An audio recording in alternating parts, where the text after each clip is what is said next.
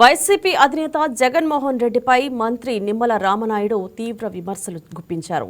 Credit లేని Jagan credit చోరీ గురించి మాట్లాడడం హాస్యాస్పదంగా ఉందని ఎద్దేవా చేశారు. హత్యలు, దోపిడీలు, కుట్రలు, కుతంత్రాలు, ఇన్సైడ్ ట్రేడింగ్ మాత్రమే జగన్కు ఉన్న క్రెడిట్ అని విమర్శించారు. అలాగే పూర్తి కాని వెలుగొండ ప్రాజెక్టుని పూర్తయినట్లు జాతికి అంకితం చేయడం ఆశ్చర్యకరమని అన్నారు.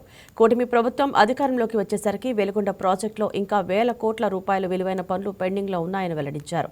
వైసీపీ హయాంలో ప్రాజెక్టుకు పనులు ముందుకు సాగలేదని తెలిపిన మంత్రి ప్రస్తుత ముఖ్యమంత్రి నారా చంద్రబాబు నాయుడు ఆధ్వర్యంలో ప్రాజెక్టు పనులు పూర్తి చేసే దిశగా చర్యలు తీసుకుంటున్నామని పేర్కొన్నారు. జగన్మోహన్ రెడ్డి క్రెడిట్ చోరీ గురించి మాట్లాడుతూ ఉంటే ప్రజలందరూ కూడా విస్మయానికి, ఆశ్చర్యానికి గురవుతున్నటువంటి పరిస్థితి. ఒకవేళ జగన్మోహన్ రెడ్డి ఉన్నటువంటి క్రెడిట్ని ఈ ప్రపంచంలో మేమే కాదు ఎవ్వరు కూడా చోరీ చేయలేరు. ఎందుకు చోరీ చేయలేరు అని అంటున్నామంటే జగన్మోహన్ రెడ్డికి ఉన్నటువంటి క్రెడిట్ ఈరోజు చూస్తే హత్యలు, దోపిడీలు, లూటీలు, కిరాతకాలు, వంచన, గొడ్డలిపోట్లు, క్విడ్ ప్రో, ఇన్సైడ్ ట్రేడింగ్, అబద్ధాలు, ఇది జగన్మోహన్ రెడ్డికి ఉన్నటువంటి క్రెడిట్. ఈ రకమైనటువంటి క్రెడిట్ని మేమే కాదు ప్రపంచంలో ఎవరైనా చోరీ చేయగలరా?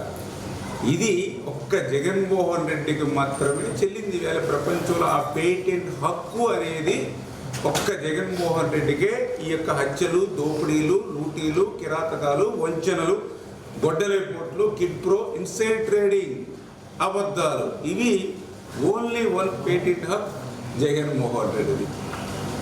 అంటే పూటకొక మాట, పేటకొక అబద్ధం, ఇదే జగన్మోహన్ రెడ్డికి ఈ రోజు ఉన్నటువంటి క్రెడిట్. సింపుల్గా చెప్పాలంటే ఈవేళ ఈ ప్రపంచంలో అటువంటి జగన్మోహన్ రెడ్డి గొడ్డల పార్టీ నాయకుడు ఈరోజు ఆయన యొక్క కరపత్రికలో టన్నులు అబద్ధాలు, అసత్యాలు ప్రచారం చేయడం, మభ్యపెట్టడం, ఇదే వాళ్ళ లక్ష్యం.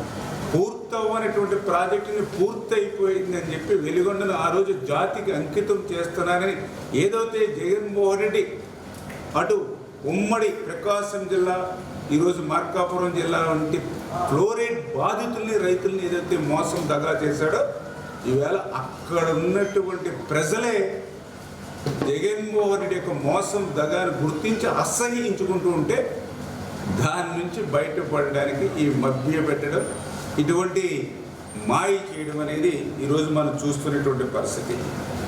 ఎందుకంటే ఆ రోజు మీరు జాతికి అంకితం వెలుగొండను చేస్తున్నప్పుడు 144 సెక్షన్ 30 యాక్ట్, ముందస్తు అరెస్టులు, హౌస్ అరెస్టులు, నిజంగా ప్రాజెక్టు పూర్తి చేసి జాతికి అంకితం చేస్తే ఒక పండుగ వాతావరణంలో ఉండవలసినటువంటిది ఇంటిలోంచి ఏ ఒక్కరూ బయటికి రాకుండా పరదాలు కట్టి, బ్యారికేడ్లు కట్టి, మరి జాతికి అంకితం అంటేనే నీ మోసం దగా ఏంటనేది ఆ రోజు ఈ రోజు ప్రజలు గమనించి ఈరోజు ఆ ప్రజలే నీకు అక్కడ బుద్ధి చెప్పాలనేటువంటి కృతనిశ్చయంతో ఉండడంతో ఈరోజు దాన్ని తప్పించుకోవడానికే టన్నుల అబద్ధాలు అచ్చుల కింద కొట్టి నీ పత్రికలోనూ నీ ఛానల్లోనూ మాట్లాడుతున్నటువంటి పరిస్థితి.